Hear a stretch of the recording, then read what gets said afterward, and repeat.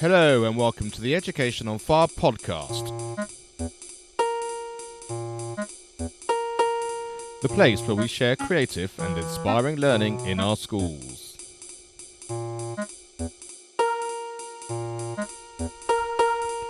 Season 3, Episode 38. Hello and welcome back to the Education on Fire podcast with me, Mark Taylor. Today I'm delighted to welcome Dr. Maelisa Hall, who's a clinical psychologist from the US. And I met Maelisa last week at Podcast Movement in California, and we were chatting about podcasts and the whole education system. And it turns out that Maelisa has the unique standpoint of being taught in school, but also having been homeschooled as well. So I thought it'd be really interesting from a teacher's point of view to actually hear some of those really insightful things that you can get from homeschooling, which maybe we can then bring back into the classroom. So hi, Maelisa, and thanks so much for joining us. Hi, thanks for having me. Great. Could you just take us through a little bit about what your schooling was like and how you started in school and at what sort of age and why homeschooling then became a really good option for you? Sure. So I did start school in kindergarten, which in the US here is about age 5. And we typically have elementary school from kindergarten through grade 5 or 6. We don't have very standardized schooling here in the US, so the system actually does vary pretty greatly depending on what state or county or city you live in. But typically that would be elementary school, then middle or junior high school would be grade 6, 7, and 8, or sometimes just grade 7 and 8. And then high school would be grade 9 through 12, which is typically ages 14 through 18 for high school for us. And then we would go on to college. So I began homeschooling in 3rd grade when I was about 9 years old. And the reason we did that, my parents decided that I guess to go back a little bit further, my dad was in the military, so we moved around a lot. And that made it a little bit more difficult because there isn't a standardized set of lessons. So for example, in the US, one county might learn how to read in kindergarten and one county might learn how to read in 1st grade.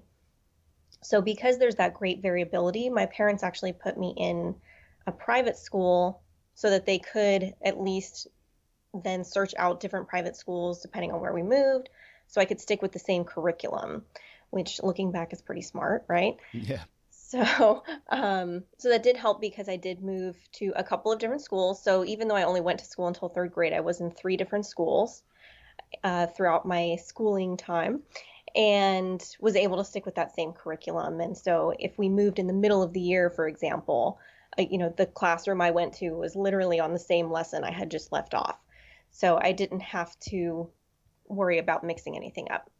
But when we moved, our last move, my parents weren't very happy with the school. And because it was a private school, they're actually paying money for the private school. And it really wasn't working out. So my parents decided to take us out of school and try homeschooling just for the rest of the school year until they could figure out what to do, basically.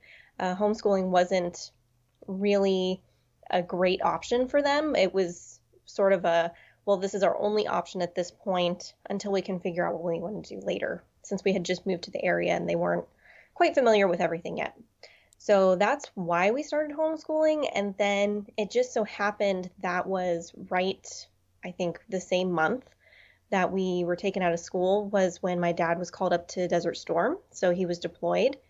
And this would have been, when was that? I think it was like 1991 or something. And it worked out really well for our family because my dad was a pilot and he would actually come back to the States every 3 weeks or so. So even though he was deployed for, I think maybe 6 or 7 months, we were still able to see him in person every 3 weeks, but we had to drive up to New York State, and we lived in the Washington, D.C. area. So it was about I think like a 7-hour drive or something. So it was very doable, but would not have been doable if we had been in school, because then we would have been every 3 weeks. We could just drive up whenever we wanted. If it was a Wednesday, a Thursday in the middle of the day, it didn't matter. So the flexibility just worked so well for our family that my parents then, we just kept doing it and it kept working out. And so we actually were homeschooled all the way through high school until my brother and I both went to college. That's amazing, and I think one of the biggest things there is the flexibility, and I've heard that before with people sort of from homeschooling points of view. It's just that, not having to be at the same place at the same time every day and every week, and that's a really really big thing, which seems important, and especially in your scenario there, like you say, because it's incredibly important to be able to go in and and catch up with your family and everything. I mean, that's incredibly important. And so those early days when you first started being homeschooled, what was the thing that you found the biggest difference between the being in school and then actually just being at home all the time? Yeah, I mean, the biggest difference for me was the flexibility. And I should mention, I actually loved school. I loved being in school. My mom said when I was like 3 years old, I was, as soon as I could talk or whatever, I was asking, when can I go down the school bus? And so I was never a kid who had a negative interaction at school. I mean, of course, I got in trouble and stuff sometimes, like normal kids do. But, I mean, all in all, I loved going to school. It was never a negative thing for me. But homeschooling gave us that flexibility. It was really nice to be able to wake up whenever we wanted to watch TV shows. As a kid, it was fun to just be able to like watch cartoons in the morning before we started schoolwork. And one of the biggest things, which I know that you and I had talked about, was that the time I actually spent doing homework and schoolwork reduced dramatically. And that's because my mom was able to tailor the lessons a lot more to me personally. So, for example, I remember this is a really significant memory for me. I was doing a math lesson and it was like 50 problems or something to do of like basic addition, subtraction, multiplication. And it's just, rote work, doing it over and over again. And I asked my mom something about it, and she said, "Oh, well, you don't have to do all of those." And I was like, "What?" And she was like, "Yeah, you can just do every other one, or you can just do these first 10, something like that." And I was like, "Really? Why?" And, my little 9-year-old brain, I'm like, this doesn't make any sense, right? And then she would explain to me the concept of busy work. And she was saying, well, a lot of times the teacher has all these kids in the class and, the teacher needs time to work with different kids. She was like, but you already know it. I know that you know it. You're fine. You sitting there and doing it, 50 more times is not going to help you necessarily. So it was really cool that I was able to tailor a lot of that stuff myself.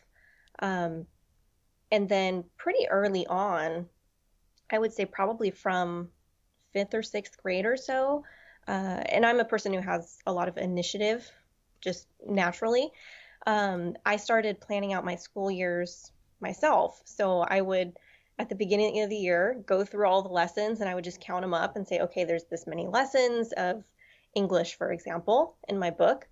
And I would say, and then I would look at the calendar, okay, there's this many weeks. And I would say, okay, if I do 3 lessons, 3 days a week, then I'm kind of working ahead. And that gets me, this many weeks off in the middle of the year. And I would just talk to my friends and it would be like, okay, they're having winter break at this time. So I'm going to take my winter break then. They're having spring break. And so if I had 2 friends that had different spring breaks, I could have 2 weeks off for spring break. And it was pretty easy to plan ahead that way. So that was, I think, the biggest thing being a kid early on, that I noticed the level of flexibility, not just with time, but also with when I could do my work and how I could do my work. And I guess I was sort of creating like a batching or a block schedule for myself pretty early on. And where did you do your work? Did you sort of always generally sit down in the same place and it's like now it's work time, or was it a bit more organic like that in terms of being able to be? Because one of the questions I've been asking people on this series is, how much time would you spend inside and outside and you're studying compared to exercise and all that sort of thing. So, I mean, it sounds like the time thing, like you say, you could wake up and watch cartoons and then study and that sort of thing. But when you actually then said, right, now I'm doing this piece of work, was that kind of then set in a particular place, or was that quite flexible too? Yeah, that was really flexible. My mom really didn't care where we did our work as long as we were getting it done. So I usually did a lot of my work as kids do, like laying on the floor, have your book open, reading or writing something, or I would sit on the couch, or sometimes I would sit at the dining room table.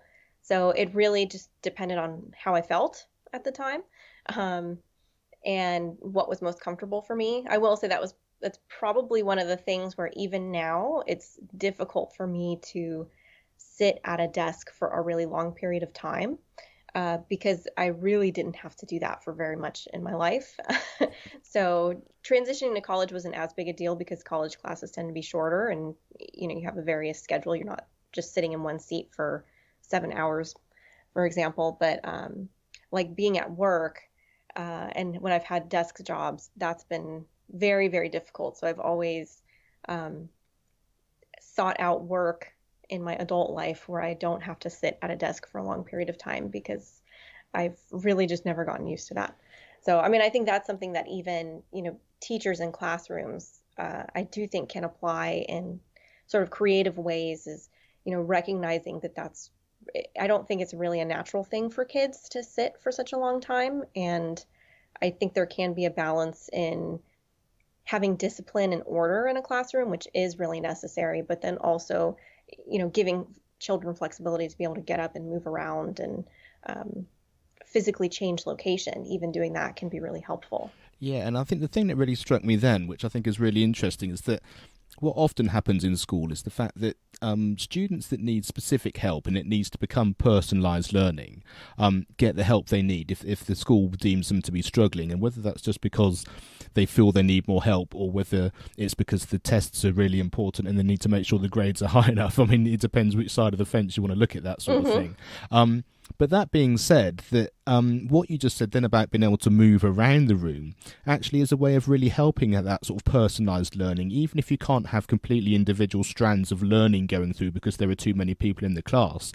Being able to just maybe have more control as a pupil of where you're doing your work, and as long as you then make sure that you do that with a bit of discipline and a bit of understanding as well, hopefully you get a bit of a two-way street. Then I think then you can have a little bit of personalised learning, which you can actually have within a whole classroom, as long as you're not being disruptive, and you take that as a really positive thing. I think that would probably be a really good idea.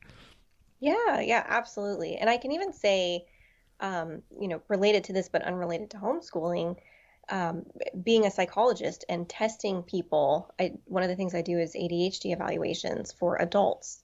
So people who have not had a diagnosis yet but feel that they've had it. And almost every single one of the adults that I have assessed has told me of struggles they had in school, and they had a turning point in usually in elementary school, where they were then able to be successful because a teacher, and they'll almost every single time, they'll remember that teacher's name, and they'll say, because this one teacher saw this potential in me and gave me that flexibility and helped me out. And they will talk about how that one teacher, either gave them extra things to do, or let them get up, or let them stand up while they did some of their work, or let them get up and move around. Whatever those kind of minor things are, that teacher made a really dramatic difference in this kid's life and really shifted things so that they were still able to be successful. And that's really, and I think we've all got one of those people, haven't we? And as you say, it's that personalised connection, isn't it? Because they see you as a human being, not just one of a member of the class, and so therefore that story, that backstory of who you are, and then them understanding who you are and what works for you, and then you've got a real kind of team building going on between the student and the teacher. And I think from there on, anything is then possible. It's not just about learning; it's actually about growing, and I think that's probably a really important part of everyone's sort of school days. Absolutely. And what the thing I just thought of there when you were talking about sort of teachers and how they do that, how does I mean, a teacher is obviously a sort of a kind of a mentor and that kind of thing. When you're being homeschooled, you said that your mum was sort of doing all of those things. How do you feel that sort of mentoring idea, or connecting with other people, which obviously you don't have on a daily basis with other teachers and more people within the school grounds? Do you sort of meet up with other people, and do you have sort of a mentor or other people that you can spark ideas of or support you when you were being homeschooled? Yeah, and definitely people do this differently. There are a lot of homeschool organizations and homeschool communities, and they have various levels of involvement. So a lot of people will join one of those to do sports and even to share classroom responsibilities. So for certain subjects, everyone might go to, so and so's house and learn science, for example, from this one mom, which is usually the case because a lot of people who homeschool are actually former teachers too. So that's a common thing. For us, we tried that. We didn't really connect with a couple of the homeschool groups that were in our area. So my brother and I kind of told my mom, like, yeah, we're not really into it. Even though I am, as I think you've discovered, pretty extroverted and from our time at Podcast Movement, which is a lot of fun. So I love to be around people, which is a big reason that I loved school. And so that part, I will say I didn't necessarily miss the schooling part of, being with other people because you are supposed to sort of sit quietly and do your own work and everything. Um, but I always made time to, hang out with friends in my neighborhood. And thankfully I was able to get that social aspect in my neighborhood or through our church. And as far as mentors go, that is where I would say more in high school, we had a specific like group that we would be in. Our youth group had small groups. I forget exactly what we called them. We called them something different, but they're, groups of maybe like 5 to 6 teen girls, and we had one mentor and we would go through different things. So it was a really nice setting to get mentorship, not necessarily from education, although she did also happen to homeschool her children, um, which was rare in our church and in our neighborhood actually. But she ended up being very much a mentor to me throughout my high school years. So I did have someone like that where there was a different adult I felt I could go to for help or for support or even just for fun. Um, and I think when I was younger, I probably didn't have that quite as much. Yeah, I mean that makes a lot of sense, and I think what I'm beginning to understand is that there's a much more of a blurred line between I'm now learning officially because I'm in school, and I'm being part of the wider community, because the two are slightly the same thing, I guess. Because if you're able to be learning in someone else's house, like you said, because you're having sort of a group session, and I guess with sports and those kind of things, that's going to be the case. And if you're in church and you've got an organisation outside of school, then it's much more natural. And I've found, having spoken to some other people during the season, that actually the parents' role and actually the support and the community around it is really important. And actually there's a bit of a blurred line there too. And Yeah. the really important thing is that whatever you sort of take from school, because everybody's school is different, the onus it does sort of boil down to the parents and also the people around it. And there's no right or wrong, but there is a kind of, what do you need now? So if you're very academically based learning in school, the things like, when we've talked before about, the exercise and maybe mindfulness or volunteering or being part of a sort of a wider community, that sort of comes out of school because that's the particular opportunity. Yet in the Overstone Primary School, who I talked to at the beginning of this season, they talk very much about the fact that they actually have people that get elected onto their sort of student body, and they're able to organise things. They go out to the community and organise events so that they get to interact with different aged people. They really like their sort of school choir and all those things. So that all of that's really interactive. So therefore, it does depend on your scenario, doesn't it? And I think actually, certainly from my point of view, I'm sort of often quite black and white about, I think everything should happen in school, and everything that you need to learn should be from that particular standpoint, and we try and give the kids the best they can.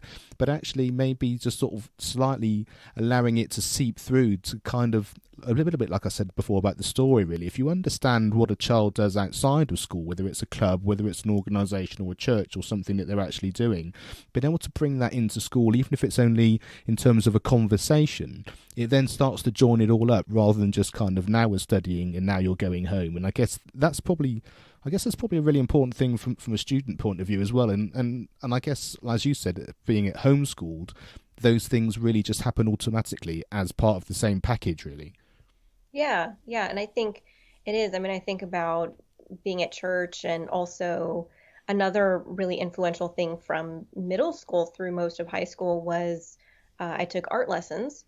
And I will say, my parents were always very good about wanting us to be involved in some type of sport or hobby or something like that. So we always took swimming lessons, and I did a lot of swimming, and my thing was art. So I would take art lessons. And my art teacher was definitely a big mentor for me. And there were some difficult things our family went through during sort of my junior high, early high school years. And having that art teacher, Mr. Dufour, he was, a really great mentor to me during that time as well. So I think it was really nice. And my mom even sort of reflected on that later, like, yeah, he was almost like your counselor, um, because it was nice to have those outside resources and outside influences. Even though my family was always, really supportive, it was nice that they made sure I had other people that I could reach out to and that I was involved with. And I think, like you said, it really does come down to the parents' involvement. I mean, I think so many times people will want to, like in homeschooling communities, they'll want to tout off all of the great benefits of homeschooling and all of these statistics and how, homeschoolers win the spelling bee and all the awesome things homeschoolers do, right? But I think the reason that homeschoolers do tend to do well academically really lies with the fact that their parents inherently, and the fact that they're homeschooled, are really involved in their education and are typically very invested in making sure that they are doing well. They're invested in checking up on things. They're not simply, sending a kid off and expecting somebody else to do everything for them. So I think that's a really, really important part of any kid's life. And obviously not all kids have that. And I think when teachers can provide that when they notice that parents aren't, I've seen that be really, really beneficial for people. Yeah, I mean, as a parent myself, that's definitely true because in that particular scenario, I was just thinking that we're incredibly hands-on and we're incredibly supportive, but only to a point.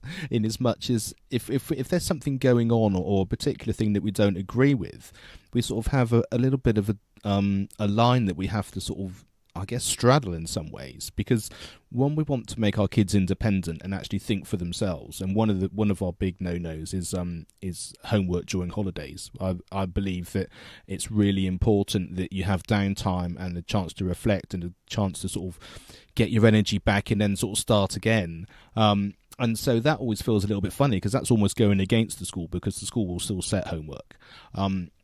But at the same time, it's that kind of, sometimes you want to support a piece of work, but actually, as a parent, I don't actually understand what it is that they're trying to do, or if it's maths, for example, the particular route that they're taking to be able to get the answer. It seems to be different than when I was at school, and it seems to be different from when our older kids were in school as well. And so therefore, it's quite hard to be so sort of on top of it all, because we don't actually know what we're doing. We can support them to do their work, but we're not necessarily as au fait with how you go about it, if that kind of makes sense. Oh, absolutely. Yeah, I hear so many people talk about that here. They're doing what's called Common Core math, and it's a completely different way of, I guess, doing basic arithmetic. And so many parents feel really left out of the whole process because they feel like they can't even do their third graders' homework, Absolutely. And so yeah, so then you sort of end up you have to take a step back a little bit, and you then have to say, well, we have to therefore allow the school to do what they're doing. That's what they're there to do, and that the teachers are highly qualified and able to do that. And I just wonder whether there's a real sort of nugget of something for teachers and for us all to take away. It's just maybe that dialogue between the school and the parents, in terms of, they often do sort of evenings of, this is what we're doing and why we're doing it, and how we're teaching your children. But maybe there just needs to be a little bit more of understanding there, in terms of how we can support those both on an emotional level, so that actually we can support them to do the work they're doing, but also understand it a little bit more, because then when they get frustrated, we can just give them that extra little bit of help and a little bit of support that maybe we can't do if we just turn around and say, well, I don't know how to do it, you'll have to just ask your teacher, because then you sort of get a little bit of a stonewall scenario, and that's never really been very successful from our point of view as a parent, especially if it's been Right. homework related, because the whole thing just comes to a grinding halt, and so, yeah, I just wonder there, as teachers, whether just, I don't quite know how you do that, but just having that slightly more of a transition between the parents understanding exactly what it is that the children need to do, and maybe more of that, and I've thought this before sometimes, is that if the homework and stuff they do at home is much more directly linked to what they've been doing in school, the children are then often actually able to show the parents what it is that they've been doing, and then they're just practicing, or they're just enhancing a little bit of what they've done already, rather than sometimes, in my experience anyway, the homework's come down and it's the start of a new topic, and so they've sort of used it to kind of get the idea of this is what you're going to be doing. But that's quite difficult then, because then the onus is on the parent almost to start teaching it from the very beginning, and then I think you're on a little bit of a hiding to nothing, because if you're not able to understand it or set it off, then the child is already on a little bit of a back foot and not sort of a little bit unsure about what it is that they're going to try and progress through. Oh, yeah, that makes a lot of sense. A lot of sense. And I think even involving parents as much as you can. I know not, a lot of parents are working, and so it's not like you can be at your child's school all of the time. But I do know that even when I was in school, my mom knew our teachers really well. And when my dad had kind of an off schedule later on, near the end when I was still in school. And so my parents, for example, would like come in and take me out for lunch.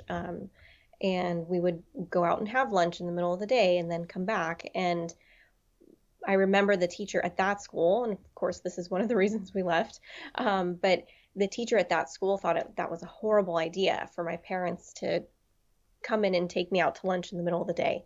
And at previous schools, that was always seen as a good thing, because teachers are just noticing that, hey, my parents are involved, and it also made my parents interact with my teachers more often because they were talking with them. And I did notice that was a huge shift when I was at that last school, and it felt more adversarial, like the teacher against the parents, versus in previous schools where whenever my parents came in, whether it was helping out with things, whether it was talking to my teacher, whether it was wanting to just sit down and have lunch with me at the school cafeteria, it was always welcome. And it was very much seen as, we're in this together, we're working together. And I will say those teachers really seemed to enjoy what they were doing and seemed to want to do whatever was best for the kids in the school, and not necessarily look at, this is how we're supposed to do things, or you're, invading my territory. Yeah, I guess that's it, because it's really about familiarity, isn't it? Because if you're going into a school regularly to either do the pickup or to, like say, to take them out to lunch or anything like that, then you have a much more general conversation happening all the time, and the relationship's much easier.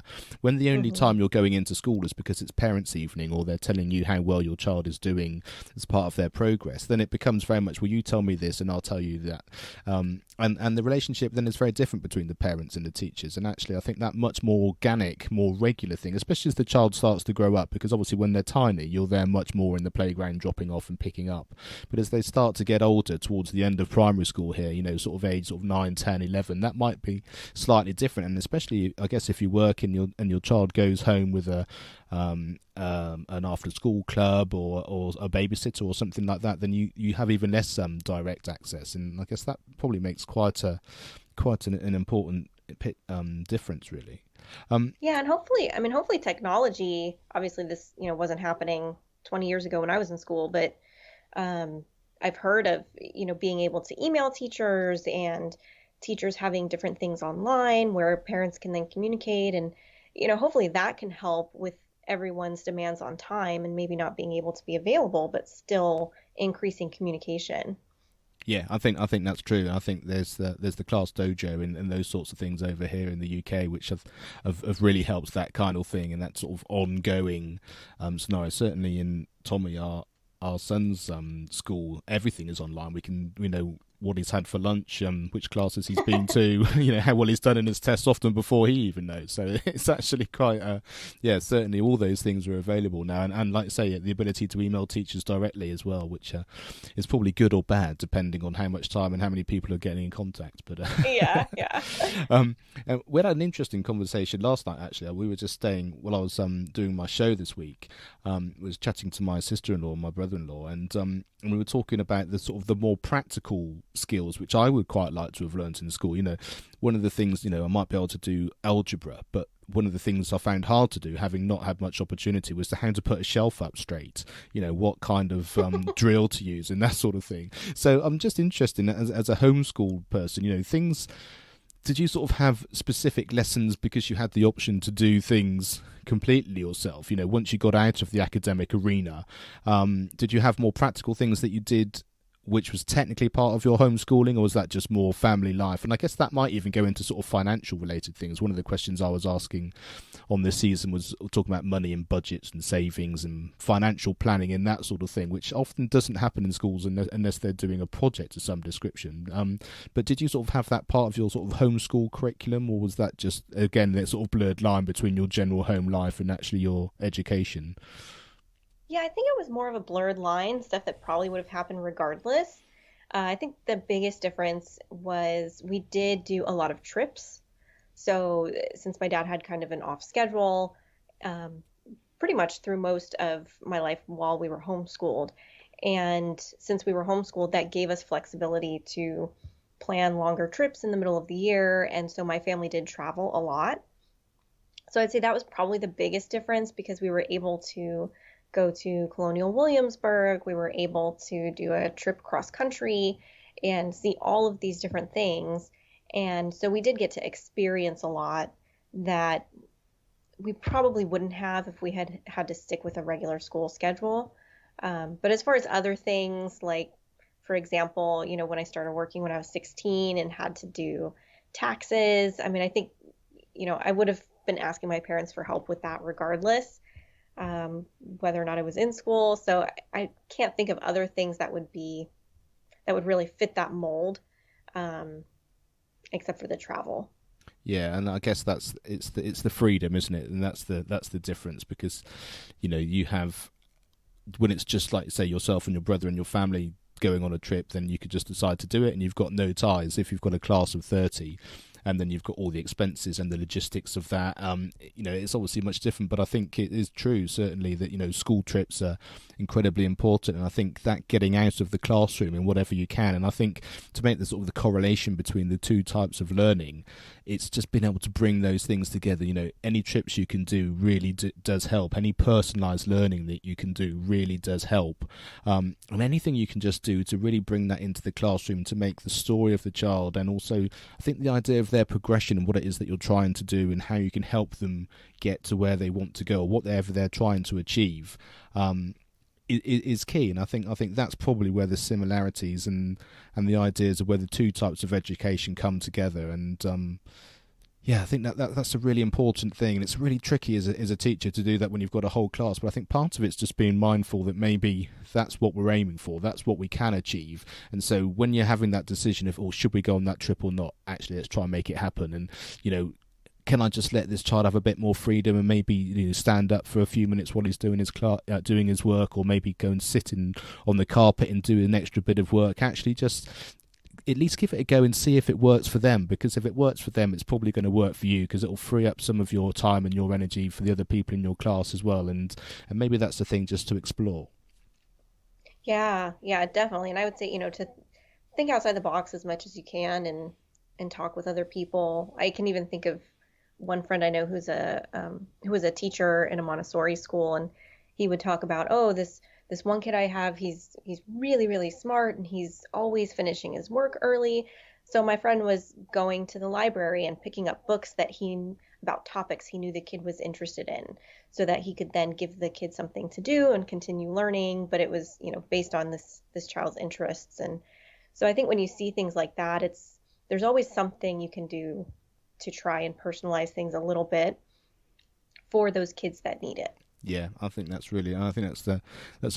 really a good place for us to kind of bring it all through to a close and to sort of tie those things up. It's fantastic. And if there's one piece of information or advice you'd like to give our teachers listening in terms of what you've learned from having the experience of being homeschooled and being in school, is there anything you'd like to impart for us? I think, I mean, I don't know why, but I think the thing that comes to mind first is that kids can tell when you enjoy being there and when they don't, and when you don't. Because those are the memories I have, because I had fewer teachers to remember, Yeah. right? And I loved the teachers that loved being there and that wanted to teach me and wanted to help. And I noticed the teachers who, I was typically a good kid, quote unquote. And I noticed the teachers who maybe liked me but treated other kids differently. Yeah. And, you know, so I took note of that and could tell when teachers didn't like certain kids or didn't want to be at work that day. And that made a big impact, I think, on all of us in the classroom. Yeah, and that, I guess that really brings the whole idea of well-being and actually being your best person that you then bring to your class. And so it's one of the things that you often find teachers, you know, they struggle with time, we struggle with energy, we struggle with long terms and all of those things, and lots of things to do. And actually looking after yourself and putting yourself first so that you do get as much rest as you possibly can, you know, that you sort of feel like you're on your best day every day to the best of your ability, you know, despite all the things that we have to do. That means that you can be your more authentic self, and what that brings is much more than anything you can ever really write down or analyse. And as you say, because children do know and they can pick all those things up, and that's something I'd like to explore certainly in the future, just to really sort of support you as teachers to be able to sort of be your best self all the way through the year, not just as the new term starts, but also when we get to the end of term and everyone's starting to get exhausted. How do you do that? How do you say no if you really can't do any more stuff? How do you make sure that, you know, you've got as much energy as you can? And we'll talk more about that in the coming season. So that's brilliant. Thank you so much for being on, Maelisa. I really appreciate your time, and it's really interesting both hearing sort of the idea of what it's like between the homeschool and school, but also the American viewpoint as well. Yeah, thank you so much for having me. Thanks for listening to the Education on Fire podcast. For more information of each episode and to get in touch, go to educationonfire.com. Education is not the filling of a pail, but the lighting of a fire.